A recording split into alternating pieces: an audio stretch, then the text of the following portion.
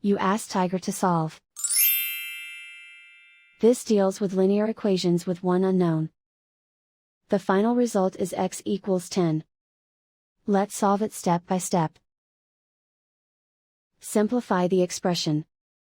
Expand the parentheses. Simplify the arithmetic. Group all constants on the right side of the equation. Add 42 to both sides. Simplify the arithmetic.